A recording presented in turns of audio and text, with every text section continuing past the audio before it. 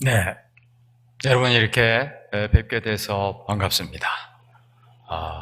이렇게 함께 만나 뵙고 또 함께 예배를 드리고 또 함께 하나님의 은혜를 사모할 수 있게 돼서 너무나 감사하고요. 또 하나님의 말씀을 나눌 수 있게 돼서 너무나 기쁘고 감사합니다. 오늘 읽어주신 본문 말씀을 따라서 하나님의 나라가 가까이 왔다. 아마 여러분 그동안 유혜령 목사님과 함께 하나님 나라에 대한 말씀을 많이 나누셨다고 들었습니다. 근데 저에게 또 하나님 나라에 대한 이야기를 하라고 하셔서 제가 말씀을 들고 왔습니다. 오늘 본문 말씀에서 예수님께서 말씀하셨습니다. 때가 찼고 하나님 나라가 가까웠으니 회개하고 복음을 믿으라.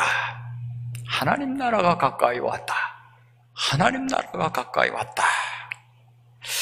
글쎄요, 어떤 사람들은 반문했을지도 모르겠습니다. 이렇게 세상이 힘들고 어렵고 복잡하고 엉망인데 하나님 나라가 오긴 뭘 오냐? 무슨 잠꼬대 같은 소리냐? 아마 그렇게 생각했던 사람이 있었을지도 모르겠습니다. 사실 이 말씀을 오늘 다시 접하는 우리들의 현실도 그렇게 녹록하지 않습니다. 방금 기도해 주신 분의 기도 내용에도 있지만 우리나라도 너무나 어려운 사정 속에 있습니다. 북한 핵무기와 미사일 때문에 안보적인 문제가 있지요. 또 경제도 어려워졌는데 1990년대 말에 있었던 IMF 시대 그때보다 더 어렵다고 하는데요.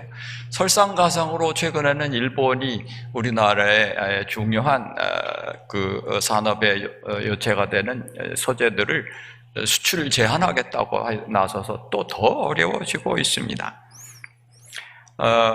공교육이 무너지고 학생들은 학교 폭력에 시달리고 사교육비 때문에 부모들이 힘들어합니다. 우리 주변에 끔찍한 성폭력이나 이런 일들이 비일비재하게 일어나고 있습니다. 이런 얘기를 하나하나 꼽자면 너무나 많아서 말하기 어려울 정도입니다만은, 이런 형편인데 무슨 하나님 나라가 왔다. 하나님 나라가 오긴 뭘 와. 그런 소리 하지 마. 그렇게 생각할 수도 있을지 모르겠습니다. 우리가 사는 이런 형편에서도 하나님 나라가 왔다고 말할 수 있을까요? 그렇습니다. 이런 형편이지만 그래도 하나님 나라는 가까이 왔습니다. 아니, 오히려 그래서 더욱 하나님 나라가 가까이 왔다는 이 말씀은, 이 복음은 더 중요합니다. 예수님께서 하나님 나라가 가까이 왔다고 선포하시던 그 당시에도 그렇게 좋은 시절이 아니었습니다. 이스라엘 사람들은 오래전에 이미 강대국 아수르와 바벨론에 의해서 나라가 다 멸망당하고 포로로 잡혀가고 백성들이 전 세계로 흩어지고 엉망이 되어버렸습니다.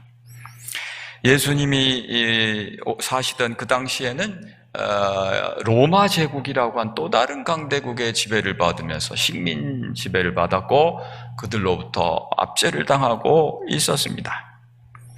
그런데 그들의 지도자였던 종교적 지도자, 제사장들, 사두개인들, 바리새인들이 있었습니다만 그들에게 아무런 희망이 되어주지를 못했습니다.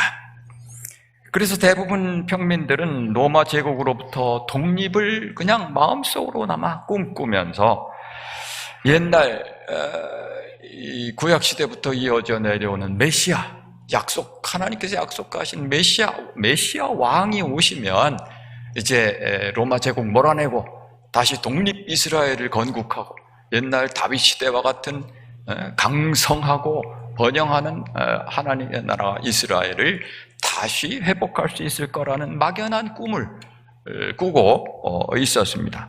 그럴 때 예수께서 나타나셨습니다. 하나님 나라를 선포하셨습니다. 심상치 않은 일이었습니다. 예수님은 많은 사람들의 존경과 지지를 받았습니다. 그분은 수많은 병자들을 고치시고 또 정말 소박하고 진실한 사두개인들과 바리새인들과 같지 않은 소박하고 진실한 신앙을 가르치셨습니다. 많은 사람들은 예수님이 약속된 메시아가 아닐까, 이분이 바로 우리나라를 로마로부터 해방시켜줄 그 메시아 왕이 아닐까라고 기대했습니다. 어떤 사람들은 그래서 정말 예수님을 왕으로 삼으려고 예수님 붙잡아가지고 예수님 우리 임금 되주십시오, 그렇게 붙잡고 달려들었지만 예수님은 뿌리치고 가셨던 적도 있었습니다. 이상하게도 예수님은 그런 모든 시도를 다 외면하셨습니다. 자기를 메시아라고 알아보는 사람들이 있었을 때는 잠잠히 있으라고, 어디 가서 그런 소리 하지 말라고 자꾸 그렇게 말씀하십니다. 그럼에도 불구하고 이상한 것은 예수께서 자꾸만 하나님 나라에 대해서 말씀하셨다는 것입니다. 하나님 나라라는 표현은 마태, 마가, 누가 이 공관복음에 39번이나 나오고요, 요한복음에 2번이나 나오고, 마태복음에는 천국이라는 다른 이름으로 37번이나 나옵니다. 마태복음은 주로 천국이라고 씁니다. 그런데 천국이란 말이나 하나님 나라라는 말이나 학자들에 의하면 이건 동의어라고 봐야 한다, 이렇게 얘기합니다. 왜냐하면 그 다른 복음서와 평행되는 같은 구절들이 들어있잖아요, 복음서에. 근데 여기는 천국이고 저기는 하나님 나라, 같은 말을 어디서는 하나님 나라, 저기서는 천국이라고 한다는 거죠. 또 마태복음 자체에서도 그렇게 말하기도 합니다. 19장 23절 24절에 부자가 하나님 나라 천국에 들어가기 어렵다. 그 이어지는 문장은 부자가 하나님 나라에 들어가면 낙타가 바늘 끼로 들어가는 것처럼 어렵다. 한 번은 천국, 한 번 하나님 나라, 같은 얘기를 이렇게 바꿔서 마태복음 자체가 이야기하고 있기도 합니다. 아무튼 복음서에 기록된 예수님 말씀의 핵심 주제는 하나님 나라였습니다. 성서학자들의 여기에 이의가 없습니다. 다 예수님 말씀의 핵심 주제가 하나님 나라다. 그런데 결국 예수님은 그렇게 하나님 나라, 입만 열면 하나님 나라, 하나님 나라, 하나님 나라, 하나님 나라, 계속 하나님 나라를 말씀하시는데 사람들이 그래, 그렇지, 그런 하나님 나라 맞아. 근데 저분이 그 하나님 나라를 이제 세우시겠다는 거지? 맞아, 그분이 메시아지. 그렇게 기대하고 따라왔는데 어이없게도 예수님은 십자가에 못 박혀 죽으시고 말았습니다. 그분은 실패한 것 같았습니다. 그분의 꿈은 헛된 몽상으로 끝난 것 같았습니다. 그런데요, 그분이 부활하셨습니다. 그리고 제자들에게 다시 나타나셨습니다. 그 제자들과 40일 동안 세상에 계셨다고 합니다. 자, 예수님은 40일이 지나면 하늘로 올라가실 거라는, 승천하실 거라는 걸 알고 계셨을 것입니다. 그럼 그 40일이 이제 제자들과 시간을 보낼 수 있는 마지막 기회인 소중한 기간일 것입니다. 여러분, 여러분의 인생이 40일밖에 남지 않았다고 했을 때 여러분은 뭘 하고 싶으십니까? 사람들이 소위 그럴 때 버킷리스트라는 거 만들어 갖고 뭘 하잖아요. 예수님은 그 소중한 40일의 시간 동안 무슨 얘기를 제자들과 하셨을까요? 성경에 그게 나옵니다. 사도행전 1장 3절에 보니까 예수님께서 40일 동안 제자들과 함께 계시면서 또 하나님 나라의 일을 말씀하셨다. 하나님 나라, 하나님 나라, 하나님 나라. 아니 십자가 지시기 전에도 하나님 나라 하다가 십자가 지셔서 다 끝난 줄 알았는데 부활하셔가지고 또 하나님 나라 하니까 이게 뭔가 다르게 들리는 거죠. 그럴 수밖에 없지 않겠습니까? 부활하신 예수님 다시 또 하나님 나라. 이 시점에서 제자들의 마음이 다시 꿈에 부풀기 시작합니다. 와, 때는 드디어 왔나 보다. 그들은 부활하신 주님을 만난 사람들입니다. 예수님은 전에도 죽은 사람을 살리시기도 하고 그랬지만 예수님 자신이 이제 죽음에서 부활해서 돌아갔으니까 이제 뭐가 무섭습니까? 로마 제국에 가고 맞서서 독립전쟁을 일으켜도 무서울 거 하나도 없습니다. 죽으면 예수님이 다 살리셔는 어떻게 당해냅니까? 로마 제국이 아무리 강해도 죽이면 살아나고 이런 군대를 어떻게 이기겠습니까? 천하의 로마 제국 군대도 도저히 당할 수 없어요. 그래서 제자들이 예수님께 묻습니다. 사도행전 1장 6절에 예수께 여쭈어 이르되 주여 주께서 이스라엘 나라를 회복하실 때가 이때입니까? 이때입니까? 얼마나 꿈에 부풀었겠습니까? 그런데 예수님의 대답은 또 이상하게 엇나갑니다. 사도행전 1장 7절에 이렇게 말씀하십니다. 때와 시기는 아버지께서 자기 권한에 두셨으니 너희 알 바가 아니요 오직 성령이 너희에게 임하시면 너희가 권능을 받고 예루살렘과 온 유대와 사마리아와 땅끝까지 이르러 내 증인이 되리라. 전혀 다른 얘기를 하고 있는 거예요. 이스라엘 민족 국가 회복하고는 전혀 다른 얘기를 말씀하고 계십니다. 그들은 아마 그 말이 무슨 말인지 잘 이해가 되지 않았을지도 모르겠습니다. 아무튼 그리고 주님께서는 그 40일 지나시고 승천하고 하늘로 사라지셨습니다. 황당하죠? 제자들로서는 아마 황당했을 겁니다. 그들은 다시 독립 이스라엘 민족 국가의 꿈을 접어야 했습니다. 아무것도 달라진 건 없었습니다. 그런데 열흘 후에 그들에게 하늘로부터 주님의 영, 하나님의 영, 성령이 그들에게 임하셨습니다. 그리고 그들은 비로소 예수님이 말씀하신 뜻이 무엇인지 깨닫고 이해하게 됐습니다. 그리고 그들은 성령님의 능력을 따라, 성령님의 이끄심을 따라 전 세계로 흩어져서 주님 예수 그리스도의 복음, 주님의 하나님 나라를 선포하였습니다. 도대체 하나님 나라가 무엇일까요? 예수님께서 꿈꾸셨던 그 하나님 나라는 어떤 나라입니까? 여러분, 우리도 예수님처럼 그런 하나님 나라를 꿈꾸고 있습니까? 첫 번째로 하나님 나라는 바로 하나님의 나라입니다. 하나님이 다스리는 나라입니다. 나라라는 말은 우리말로는 그냥 나라인데 원래 의미는 왕국입니다. 왕국, 킹덤, 헬라어로는 바실레이아라는 말인데 이 나라는 하나님이 왕으로서 다스리시는 하나님의 왕국을 의미합니다. 하나님의 나라는 하나님이 왕으로 다스리시는 통치 자체를 의미한다고 학자들은 해석합니다. 하나님의 나라는 하나님이 왕으로 다스리는 나라지 인간이 다스리는 나라가 아닙니다. 그것은 단순히 이스라엘 민족 국가 회복도 아닙니다. 구약 성경에 나타나는 하나님의 백성 이스라엘 민족 국가는 참된 하나님 나라가 되는데 실패했습니다. 그들은 하나님 선택하신 백성이었지만 하나님을 배반하고 우상을 섬겼고 하나님의 말씀, 율법과 선지자들의 말을 듣지 않고 타락한 길로 걸어갔습니다. 그들의 지도자들도 타락했고 가난하고 힘없는 백성들을 억울하게 착취하였습니다. 결국 그들은 하나님의 징계를 받아서 나라가 망하고 온 백성들이 전 세계로 흩어지고 포로로 잡혀가는 그런 끔찍한 일을 겪어야만 했습니다. 그런데 이제 하나님은 예수님께서 오신 것과 더불어서 새로운 이스라엘, 새로운 영적인 나라를 시작하셨습니다.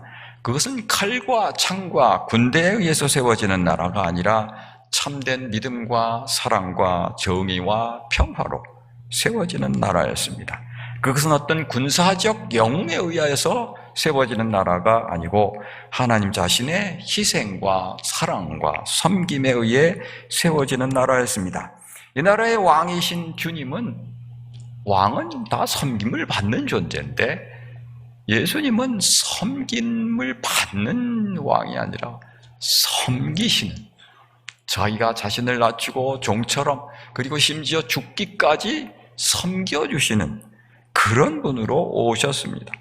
그분이 다스리는 나라, 그게 하나님 나라고 그것이 온 인류의 참된 희망입니다. 하나님 나라는 사람이 죽어서 가는 저 세상의 어떤 공간이 아닙니다. 우리가 흔히 그렇게 생각합니다만 물론 우리가 예수 믿다가 죽으면 가는 어떤 그런 세계가 없지 않습니다. 그것도 하나님 나라입니다. 육체의 죽음 저편에 하나님 나라가 있습니다. 그러나 그게 다가 아닙니다. 예수께서 말씀하신 하나님 나라, 하나님 나라, 하나님 나라라고 하는데 그 말씀의 내용을 살펴보면 그건 그 저세상, 우리 육체의 죽음 저편에 있는 나라가 아닙니다. 여러분 복음서를 한번 잘 살펴보십시오. 그 나라가 아니라 여기에게로 오는, 이 땅으로 임하는 나라에 대해서 말씀하십니다. 하나님 나라는 예수 그리스도와 함께 우리에게로 왔습니다. 하나님 나라는 저 세상에 있는 어떤 특정 공간이 아니라 이 세상이든 저 세상이든 간에 하나님께서 다스리시는, 하나님께서 친히 다스리시는 나라를, 그 통치를 의미합니다. 아까 바실레이아, 왕국이라는 말씀을 드렸는데요. 이 바실레이아라는 말은 우리 성경에서 왕국이라는 의미로도 사용되지만 왕권이라는 말로도 사용되고요. 왕위라는 말로도 사용되기도 합니다. 그래서 그 나라가 반드시 어떤 공간만을 의미하는 게 아니라 하나님의 다스리시는 통치, 또 왕권, 왕위, 이런 걸 가리키기도 하는 말입니다. 자, 하나님이 다스리신 그 하나님 나라, 하나님의 통치가 우리가 하늘로 가기 전에 하늘로부터 우리에게로 왔다는 것입니다. 얼마나 놀라운 이야기입니까? 하나님의 통치가 우리에게 임하였다는 것입니다. 그런데 오늘 우리의 모습은 어떻습니까? 우리는 하나님 나라에서 하나님의 통치를 빼버리고 그저 내가 죽어서 하늘 극락세계 같은 데 가기를 원하고 있지는 않습니까? 하나님의 증인 공동체, 하나님 나라의 증인 공동체인 이 땅의 교회의 모습은 어떻습니까? 우리 안에서 과연 하나님이 통치하고 계십니까? 아니면 어떤 특정 사람들이 혹은 사람이 지배하고 있습니까? 돈 많은 사람, 권력 많은 사람이 지배하고 있습니까? 하나님 나라는 사람이 지배하는 나라가 아니라 하나님이 통치하시고, 하나님이 그 섬김과 사랑과 정의와 평화로 다스리시는 나라입니다. 두 번째로 하나님 나라는 우리에게로 오는 것이지 우리가 가는 데가 아닙니다. 우리는 자꾸 하나님 나라 간다고 생각하는데 성경은 계속해서 온다고 말합니다. 왔다고 말합니다. 하나님 나라는 오는 나라예요. 오는 나라. 사람들은 하나님 나라에 가고 싶어 합니다. 죽은 후에 지옥에 가지 않고 천당에 가기를 원합니다. 기독교 신앙은 그런 거라고 생각합니다. 흔히 사람이 죽으면 천당 간다고 생각합니다. 천당 가려면 착한 일 많이 해야 된다고 생각합니다. 그러나 하나님 나라의 복음은 그런 게 아닙니다. 아무리 천당 가려고 착한 일하고 노력해도 하나님의 거룩한 영광에 이를 수 없습니다. 우리는 죄인이고 우리가 이미 지은 죄는 어쩔 수가 없지요. 예수께서 오셔서 그 문제를 해결하시기 전에는 우리에게는 희망이 없습니다. 여기로부터 우리가 저 하늘로 가는 길은 없습니다. 그런데 우리가 하늘에 가지 못하니까 하늘이 우리에게로 왔습니다. 이것이 복음입니다. 이것이 은혜입니다. 여기서 저기로 가는 길은 없지만 저기로부터 여기로 길이 열렸습니다. 예수 그리스도께서는 불타는 심장으로 하늘을 이끌고 이 땅으로 오셨습니다. 우리 같은 형편없는 죄인들을 위해서 썩어 문드러져서 냄새나지 않는 구석이 없는 이 땅에 스스로 친히 오셨습니다. 여러분에게 오셨습니다. 저에게 오셨습니다. 은혜로, 사랑으로 값없이 하늘을 주십니다. 하나님 나라를 주십니다. 하나님 나라는 우리에게 오는 것이지 우리가 그리로 가는 것이 아닙니다. 이것이 복음이고 이게 은혜입니다. 사람들이 반대해도, 사람들이 방해해도, 사람들이 싫어해도, 사람들이 믿지 않아도 하나님 나라는 옵니다. 오고 있습니다. 그리고 왔습니다. 인간들의 힘으로가 아니라 하나님의 은혜와 능력으로 그렇게 되고 있습니다. 여러분, 예수 그리스도와 성령의 능력으로 하나님 나라는 우리에게 이미 와 있습니다. 여러분에게 지금 어떤 고난이 있습니까? 어떤 시련이 있습니까? 어떤 질병과 아픔과 어려움이 있습니까? 낙심하지 마십시오. 이제 하나님이 오셨고 하나님이 다스리십니다. 하나님 나라가 이미 우리에게 도래하였기 때문입니다. 마태복음 12장 28절에 예수께서 이렇게 말씀하셨습니다. 내가 성령을 힘입어 귀신을 쫓아내는 것이라면 하나님의 나라가 너희에게 이미 임하였느니라. 그렇게 말씀하셨습니다. 그렇습니다. 우리 주님 예수 그리스도와 성령의 역사하심과 더불어 하나님 나라는 우리에게 이미 와 있습니다. 우리가 왜 예수님을 믿습니까? 이 하나님 나라에 참여하기 위함입니다. 물론 이 하나님 나라는 아직 완전히 이루어지지는 않았습니다. 그러나 그 나라는 주님께서 다시 오실 때, 재림하실 때 완성될 것입니다. 물론 우리보다 앞서 세상을 떠난 우리들의 믿음의 조상들, 선배들은 죽음 저편에서 하나님 나라를 맛보고 있을 것입니다만, 우리는 그 하나님 나라와 상관없는 사람이 아니라 우리는 우리대로 이 세상에서 하나님 나라, 하나님의 생명, 하나님의 기쁨, 하나님의 은혜와 능력을 경험하며 하나님의 통치를 경험하며 살 수 있다는 것입니다. 여러분, 예수님은 하나님 나라를 이끌고 이 땅으로 쳐들어오신 것입니다. 여러분, 이 예수님, 이 하나님 나라의 임금이신 이분을 맞아들이십시다. 그분을 왕으로, 나의 통치자로, 우리의 통치자로 영접하고 따르십시다. 세 번째, 하나님 나라는 하나님의 백성 공동체입니다. 여러분, 나라는 혼자서는 나라가 될 수가 없습니다. 나 혼자서 나라라고 할 수는 없죠. 사람들이, 백성이 있어야 나라죠. 다시 말해서 하나님 나라는 하나님의 거룩한 백성들이 하나님을 왕으로 모시는 공동체라고 할 수 있습니다. 하나님 나라는 하나님 나라 백성의 공동체이기도 합니다. 그런데 사람들은 그런데 자꾸만 이 공동체와 백성을 무시하고 나 혼자 죽어서 천당 가는 데만 관심을 갖고 있기도 합니다. 나 혼자 세상에서 복받아서 잘 살고 성공하고 부자되고 출세하기를 원하기도 합니다. 그게 복음이라고 생각하기도 합니다. 아닙니다. 하나님 나라의 복음은 나 혼자만 잘 먹고 잘 살고 그런 게 아니고 우리가 함께 하나님의 은혜와 통치에 따라서 하나님의 사랑과 정의와 평화를 이루는 공동체가 되는 것입니다. 저 하늘에서 물론이죠. 저 죽음 저편에서 물론 그래요. 그렇지만 죽음 이편에서부터 벌써 그렇다는 것입니다. 그리스도인들은 하나님의 백성으로서 하나님의 나라입니다. 요한계시록 1장 6절에는 하나님 아버지께서 우리를 나라와 제사장으로, 하나님 나라와 제사장으로 삼으셨다, 그런 말씀이 나옵니다. 여러분, 하나님이 우리를, 교회를, 믿는 사람들을 하나님 나라와 제사장으로 삼으셨다는 거예요. 이 세상에 있는 하나님 나라, 이 세상에 있는 제사장 역할을 하는 그런 나라 삼으셨다고 합니다. 마음속에 하나님의 나라를 받아들인 사람은 이 땅에서부터 하나님의 정의와 사랑을 따라서 삽니다. 이 나라는 하나의 공동체입니다.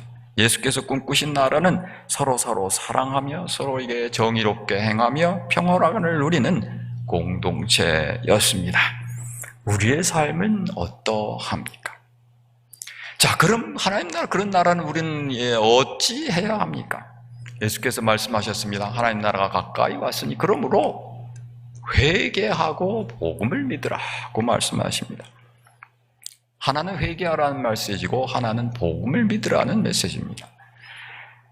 요즘 교회에서 죄와 회개에 대한 메시지가 점점 약해져 가는 것 같습니다. 기독교 신앙의 핵심이 죄를 회개하고 구원을 받는 것인데 사람들은 그저 종교를 통해, 기독교라는 종교를 통해서 위안과 도움을 받기를 원하는 것 같습니다.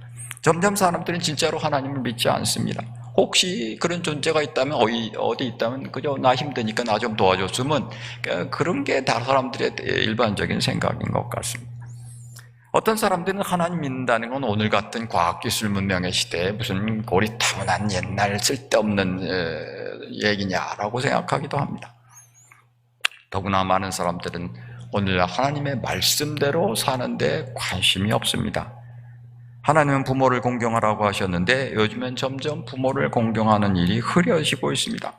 어떤 사람은 심지어 끔찍하게도 자기의 부모를 살해하는 그런 일들도 종종 일어납니다. 하나님 살인하지 말라고 하셨는데 오늘날 끔찍한 살인사건들이 자꾸만 줄줄 일어나고 있습니다. 물론 대부분 사람들은 실제로 신체적으로 누군가를 죽이는 그런 살인을 저지르지는 않습니다. 그런데 인터넷에다가 마구 악성 댓글을 올리면 상대방은 상처를 입습니다.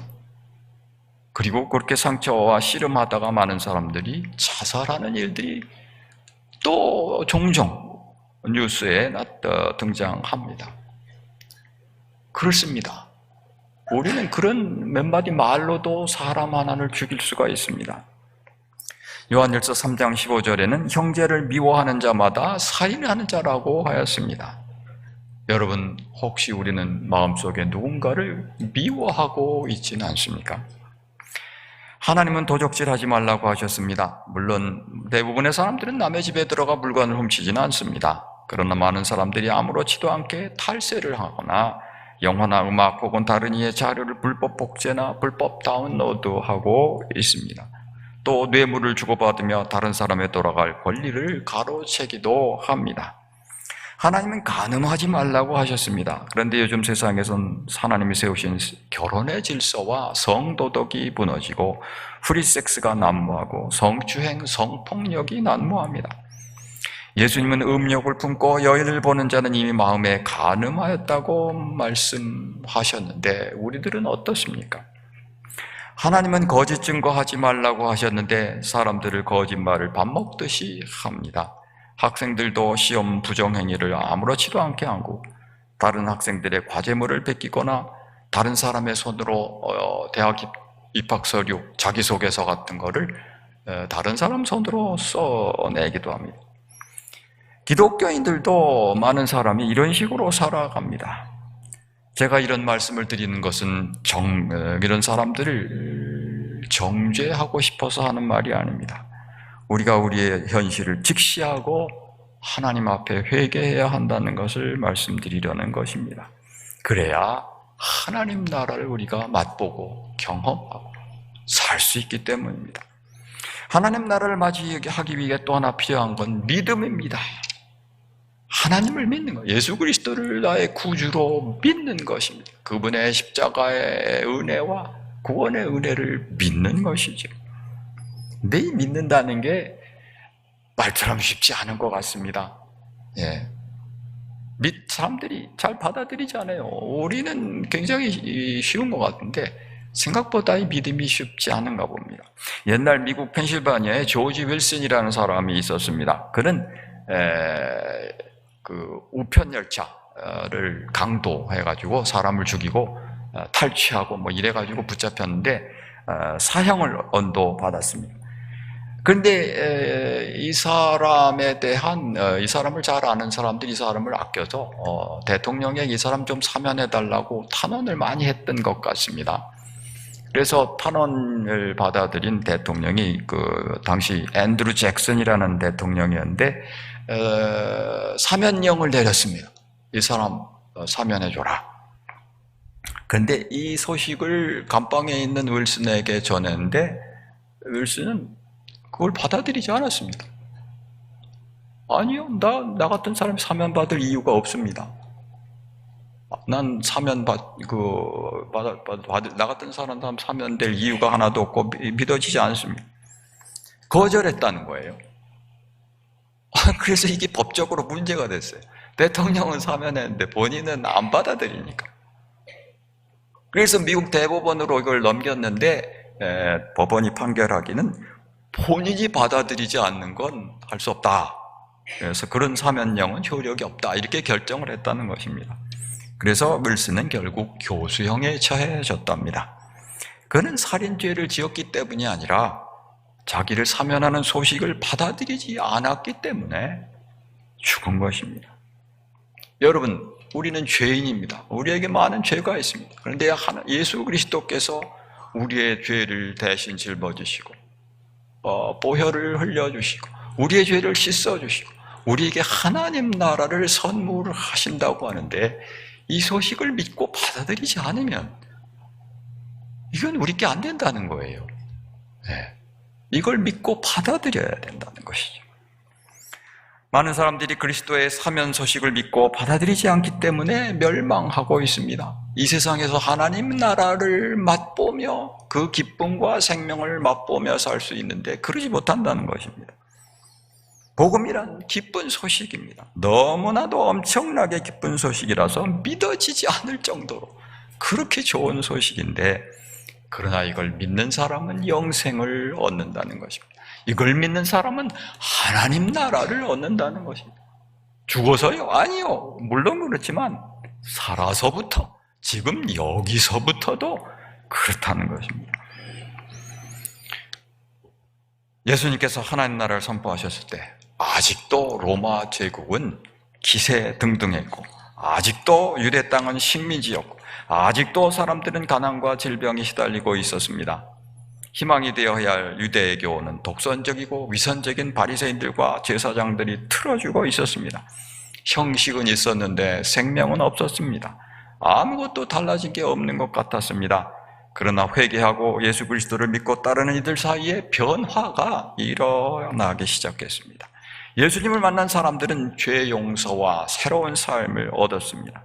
많은 사람들이 절망적 질병에서 해방되었습니다. 가난한 사람들은 삶의 용기를 얻었습니다. 부자는 자기 재산을 팔아서 나눠주기 시작했습니다. 세리와 창녀들은 그들의 삶을 청산했습니다. 여러분은 이 예수님을 만나셨습니까? 여러분은 그분의 나라를 받아들이셨습니까?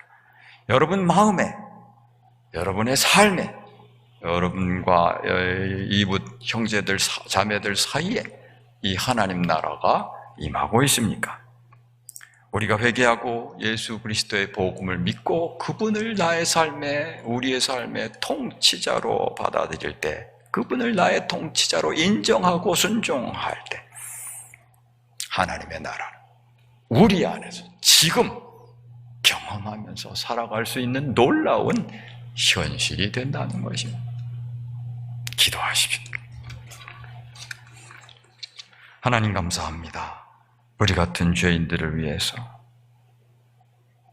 우리 주님 예수께서 오셔서 십자가 지시고 죄를 씻어주시고 부활하셔서 감사합니다. 또한 우리에게 그 하나님 나라에 하나님의 통치라고 하는 놀라운 선물을 안겨주셔서 감사합니다.